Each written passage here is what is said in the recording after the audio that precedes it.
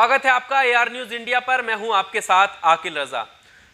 Sudarshan news channel के मालिक सुरेश चवाणके की मुश्किलें अब लगातार बढ़ती हुई दिखाई दे रही हैं। अभी हाल ही में सुरेश चवाणके ने एक नफरती वीडियो अपने ट्विटर हैंडल से शेयर किया था। वो वीडियो उसके आने वाले प्रोग्राम का एक टीजर था, जिसमें वो कहता हुआ ये दिखाई दे रहा है कि किस तरह से मुसलमान जो है वो यूपीएससी जिहाद कर रहे हैं। यूपीएससी क्रैक करने के बाद जो मुस्लिम स्टूडेंट्स आईएएस आईपीएस अफसर बनने वाले हैं, उनको वो जिहादी सोच बता रहा है और नौकरशाही जिहाद बता रहा है। इसका पर्दाफाश करने का दावा कर रहा है। इस तरह का वीडियो ना सिर्फ मुसलमानों के खिलाफ है, बल्कि इस देश के लोकतांत्रिक व्यवस्था के खिलाफ है, कार्य प्रणाली के खिलाफ है और संविधान के भी खिलाफ है। इसको लेकर सोशल मीडिया पर जैसे ही ये वीडियो वायरल हुआ, आपत्ति शुरू हो गई और इसका विरोध करना लोगों ने शुरू कर दिया। इस वीडियो की आलोचना करते हुए बहुत सारे लोगों ने इस पत्रकार पर कार्रवाई करने की बात कही और सुदर्शन चैनल के लाइसेंस को रद्द करने की बात कही है। और अब देश भर के आईएएस और आईपीएस अफसरों ने इस वीडियो के खिलाफ आपत्ति जताई है और इस पत्रकार पर कार्रवाई करने की भी बात कही है। अब मैं आपके सामने उन आईएएस आईपीएस अफसरों ने क्या कहा है वो आपके सामने बताने वाला हूं, लेकिन उससे पहले सुरेश चवाणके ने उस वीडियो को शेयर करते हुए क्या लिखा था कैप्शन में, वो मैं आपको बता देता हूं। सुरेश चवाणके ने वीडियो शेयर करते हुए लिखा कि सावधान, लोकतंत्र के सबसे महत्वपूर्ण स्तंभ कार्यपालिका के सबसे बड़े पदों पर मुस्लिम घुसपैठ का पर्दाफाश, #यूपीएससी जिहाद, #नौकरशाही जिहाद। और उसके बाद उसने लिखा कि देश को झकझोर देने वाली इस सीरीज का लगातार प्रसारण प्रतिदिन शुक्रवार 28 अगस्त से रात 8 बजे से सिर्फ सुदर्शन न्यूज पर। इसके अलावा उसने प्रधानमंत्री नरेंद्र मोदी को भी टैग किया और आरएसएस को भी टैग किया। बड़े अफसोस की बात है कि इतना नफरती वीडियो शेयर करते हुए प्रधानमंत्री मोदी को टैग किया। और अफसोस की बात यह भी है कि जो लोग इस वीडियो की आलोचना कर रहे हैं वो प्रधानमंत्री मोदी से ही कार्रवाई की बात भी कर रहे हैं। अब मैं आपको ले चलता हूं उन देश के आईएएस आईपीएस अफसरों की तरफ जिन्होंने इस वीडियो की आलोचना की है। सबसे पहले भारतीय पुलिस सेवा के अधिकारियों के संगठन ने इसकी निंदा करते हुए इसे गैर जिम्मेदाराना पत्रकारिता करार दिया। आईपीएस एसोसिएशन ने लिखा कि a news story targeting candidates in civil services on the basis of religion is being promoted by Sudarshan TV. We condemn the communal and irresponsible piece of journalism. गैर जिम्मेदाराना पत्रकारिता इसको बताया और इसको कंडेम्ड किया, आलोचना की है इसकी। इसके बाद पुलिस सुधार को लेकर काम करने वाले एक स्वतंत्र think tank Indian police foundation ने भी इसे अल्पसंख्यक उम्मीदवारों के आईएएस और आईपीएस बनने के बारे में एक हेट स्टोरी करार देते हुए उम्मीद जताई है कि broadcasting standard authority, UP police और संबद्ध सरकारी संस्थाएं इसके विरुद्ध सख्त कार्रवाई करेंगे। यानी उन्होंने कार्रवाई करने की उम्मीद जताई है कि इसके खिलाफ जो है सख्त कार्रवाई हो।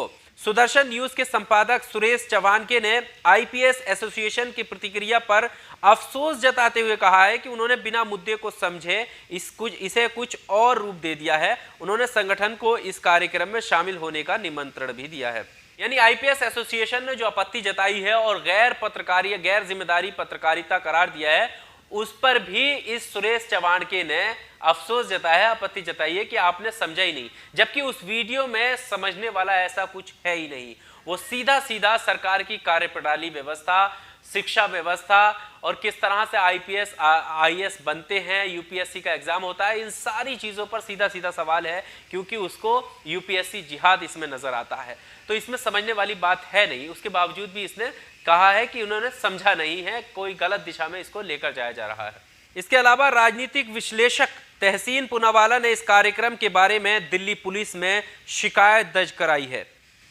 पूनावाला ने साथ ही इस बारे में न्यूज ब्रॉडकास्टिंग एसोसिएशन के अध्यक्ष रजत शर्मा को एक पत्र लिखकर उनसे इस कार्यक्रम का प्रसारण रुकवाने और सुदर्शन न्यूज तथा इसके संपादक के विरुद्ध कानूनी कार्रवाई करने का अनुरोध भी किया है। दिल्ली की जामिया मिल्लिया इस्लामिया यूनिवर्सिटी के शिक्षकों के संगठन ने भी एक बयान जारी कर यूनिवर्सिटी प्रशासन से इस बारे में अवमानना का मामला दायर करवाने का अनुरोध किया है। जामिया मिलिया इस्लामिया ने ट्वीट किया है कि Jamia teachers association request the university administration to file criminal defamation suit against anti Indian and anti Jamia Millia Islamia remarks by traitor Suresh Chauhan को टैग किया है CMD and chief editor of Sudarshan news channel. इसके आगे छत्तीसगढ़ के आईपीएस अधिकारी आर के विज ने इस कार्यक्रम के टीजर पर प्रतिक्रिया करते हुए इसे घृणित और निंदनीय बताया है और कहा है कि वो इस बारे में कानूनी विकल्पों पर गौर कर रहे हैं। इसके आगे छत्तीसगढ़ काडर के आईपीएस अधिकारी अवनीश शरण ने भी इस शो पर प्रतिक्रिया करते हुए लिखा है कि इसे बनाने वाले से इस कथित पर्दाफाश के स्रोत और उसकी विश्वसनीयता के बारे में पूछा जाना चाहिए। ये बेहद ही गंभीर सवाल इन्होंने उठाया है कि ये इतना गंभीर दावा कर रहा है, आरोप लगा रहा है, तो इससे ही उस स्रोत के बारे में पता लगाना चाहिए कि आखिर इसको ये कैसे पता चला कि यूपीएससी जो क्रैक करके अपनी मेहनत से स्टूडेंट जो है वो आईएएस आईपीएस अफसर बन रहे हैं, इसको कैसे पता चल रहा है कि यूपीएससी जिहाद हो रहा है या नौकरशाही में भी जिहाद हो रहा है। इसको स्रोत का पता लगाना चाहिए और इसकी विश्वसनीयता पर पता लगाना चाहिए कि अब बिना तथ्य के ये इतना बड़ा आरोप कैसे लगा सकता है। पुडुचेरी में तैनात आईपीएस अधिकारी निहारिका भट्ट ने लिखा है कि धर्म के आधार पर अफसरों की निष्ठा पर सवाल उठाना न केवल हास्यास्पद है बल्कि इस पर सख्त कानूनी कार्रवाई होनी चाहिए। हम सबसे पहले भारतीय हैं। इसके आगे हरियाणा की आईपीएस अधिकारी प्रभजोत सिंह ने लिखा है कि पुलिस इस शख्स को गिरफ्तार क्यों नहीं करती और सुप्रीम कोर्ट या हाई कोर्ट या अल्पसंख्यक आयोग या यूपीएससी इस पर स्वतः संज्ञान क्यों नहीं लेती। ट्विटर इंडिया कृपया कार्रवाई करे और इस अकाउंट को सस्पेंड करे, ये हेट स्पीच है।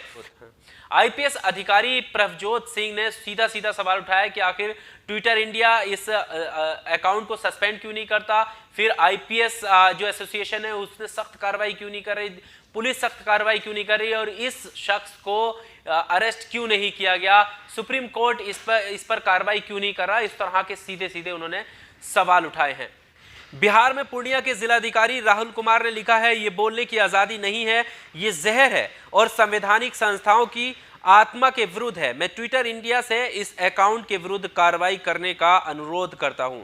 इसके आगे राष्ट्रीय जांच एजेंसी एनआईए में कार्यरत आईपीएस अधिकारी राकेश बलवल ने लिखा है हम सिविल सेवा अधिकारियों के लिए एकमात्र पहचान जो कोई अर्थ रखती है वो है भारत का राष्ट्र ध्वज। तो ये सारे आईएएस आईपीएस अधिकारी थे जिन्होंने इस वीडियो की आलोचना की है, इन शब्दों की आलोचना की है, इनकी विश्वसनीयता पर सवाल उठाया कि कैसे गैर जिम्मेदाराना तरीके से ये पत्रकारिता हो रही है और अफसोस कि ऐसी पत्रकारिता के लिए इन लोगों को लाइसेंस मिला हुआ है। ये पहला मामला नहीं है, इससे पहले भी बिना तथ्यों के ये एक खास समुदाय मुस्लिम समुदाय को टारगेट करता हुआ नजर आता है और सुदर्शन न्यूज चैनल लगातार इस तरह का प्रोपेगेंडा चला रहा है।